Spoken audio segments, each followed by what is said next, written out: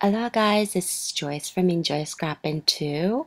Today I'll be making this card for Triple Designs LLC, and I'll be using this Hero Art stamp set that I just received in my design team package.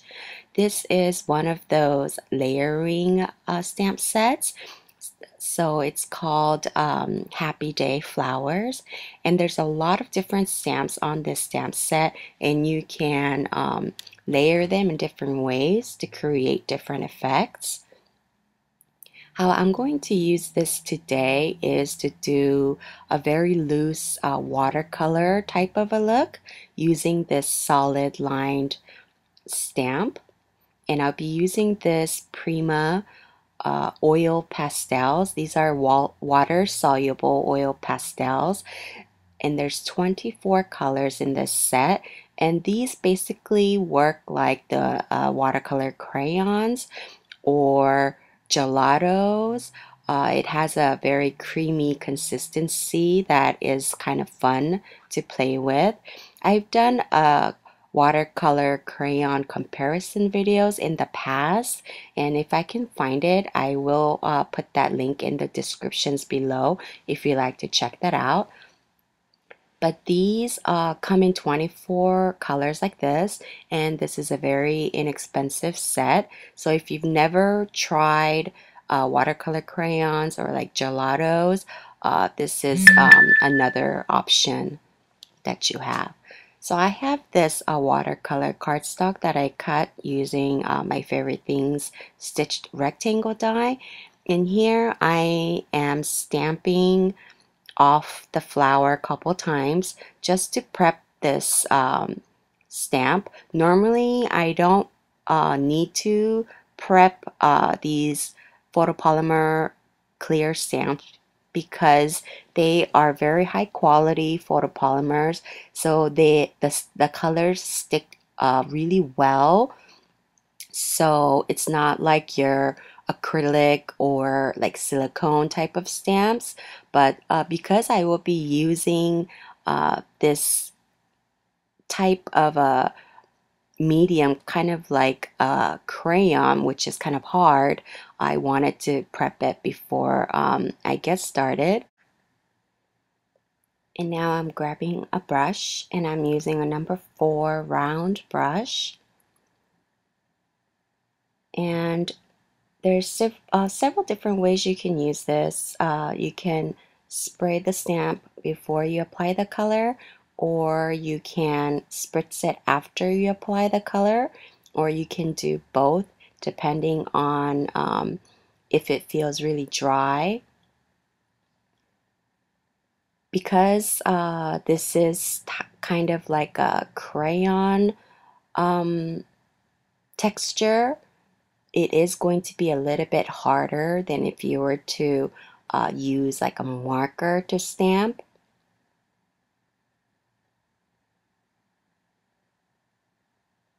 And so for this first flower, I don't know if you can tell, but there's a kind of like a tint of yellow um, that's inside the flower, and that's because I didn't thoroughly clean off my stamp after I used that distress ink pad to prep the stamp.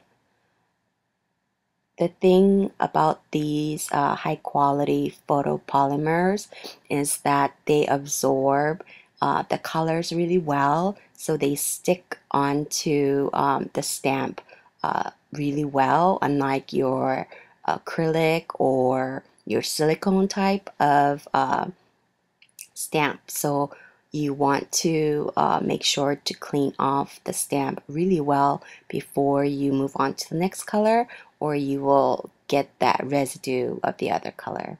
That's why that first one seems a little bit more on the um, yellow or orange tint to it. So you can scribble off some color onto your craft mat if you like and add water and then create like a liquid watercolor type, or you can even scribble it in a palette and add water. So this flower looks very light because This is a second generation stamp. I didn't reapply the pigment after I stamped the second flower, so it is a lot lighter. And I grabbed another color here. This is a pink. I didn't do a color swatch for these, and I didn't realize that this pink was really bright. And I'm going to go ahead and stamp this here. And later on, I will stamp twice before I add the pigment because I wanted to get a little bit more of a lighter look. So if you've never tried like watercolor crayons or gelatos or these type of mediums, this is something fun to try. It's a little bit of a different look than like your markers or your color pencils. And Prima has come out with watercolor pencils, and then they came out with some alcohol markers, and then now they came out with these water soluble pastels. So there's a lot of different options. And you guys know that I love coloring mediums, so I had to try these out.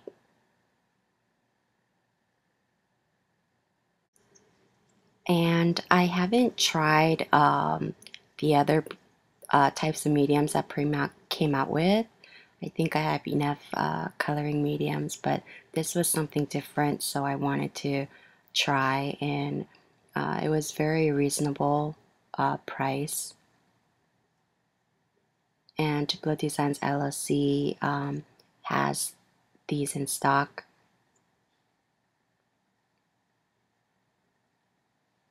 So now I'm gonna grab this smaller stamp, and I wanted to stamp it in the centers of the large flowers as well as fill up some gaps here and there.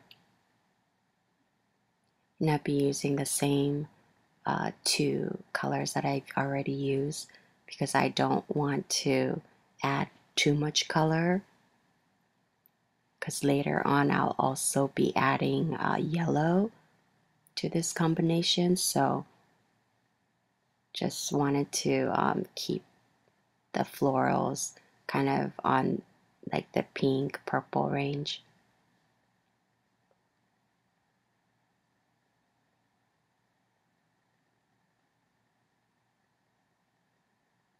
So this kind of gives like a really loose, like a sketchy look. Almost looks like it was like painted.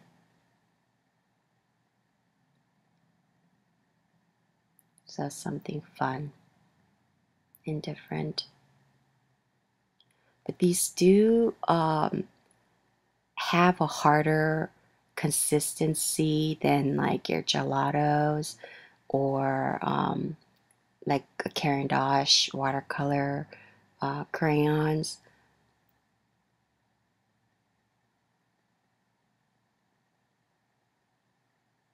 So just keep in mind. And I wanted to add some yellow.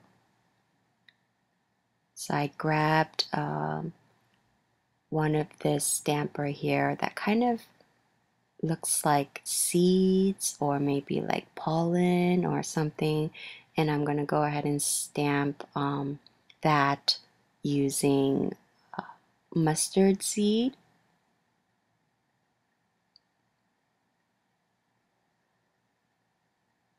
I wanted like a yellowish look to these, not to like overwhelm the flower, but just accent. And I'm going to stamp them in the centers of all of the flowers and the small flowers too.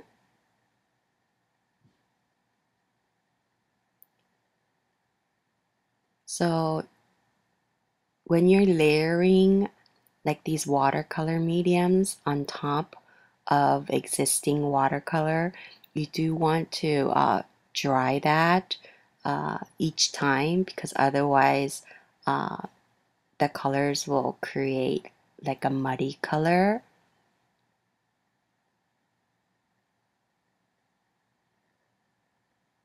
So here I'm drawing these, and I thought it was completely dried, but later on I realized that some areas were not dried, so I get a little residue, which I'll show you how I fixed. It wasn't a big residue, so it was easily fixable. Otherwise, I would have added like sequins or something on it to cover up the ink smudging. I went ahead and stamped the sentiment from the same stamp set, and I used the Lawn Fawn's black licorice dye ink. I really like this ink.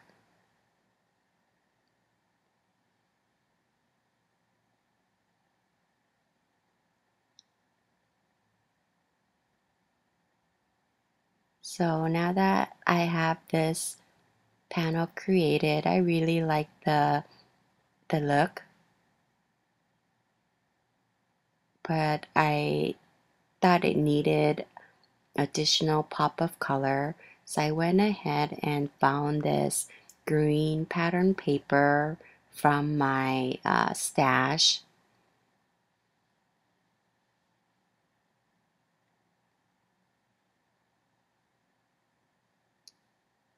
and I also grabbed a black cardstock. So the pattern paper I cut to 3 3/4 by 5, and the black cardstock is 4 by 5 1/4. And I'm going to go ahead and use my ATG and stick them down.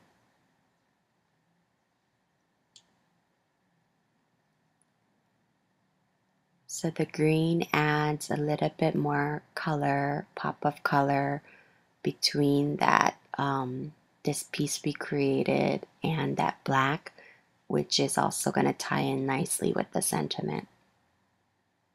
So this is where I think I got my smudge, because I'm like flipping around the cardstock here as I'm adding my adhesive.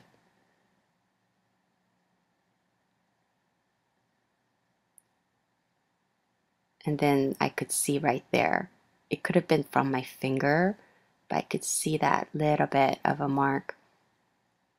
But I'm gonna prep my card base first.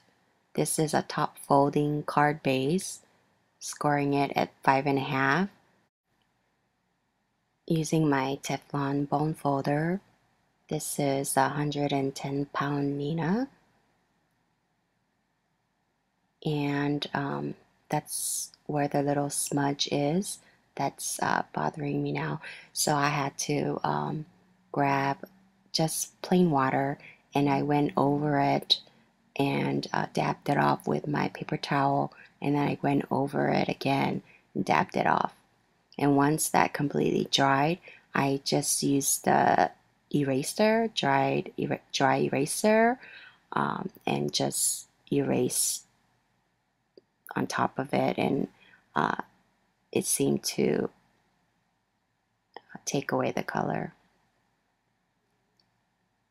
So now I'm adding some foam adhesive on that entire panel, and I'm gonna go ahead and pop it on top of my 2-size card base. And it looked like it needed something more, and initially I was gonna use my Wink of Stella on the centers of the flowers, but I didn't know if it was going to muddy up the yellow and the pink or the purple together, and that might create like a brownish color. So I decided to just add some 6 millimeter moonshine Cartwright's sequins in the centers of the flowers. And this finishes off my card for today. I hope you guys enjoy this, and if you did, please give a thumbs up and hit that subscribe button. I thank you guys so much for stopping by, and I'll catch you guys next time. Thanks so much. Bye.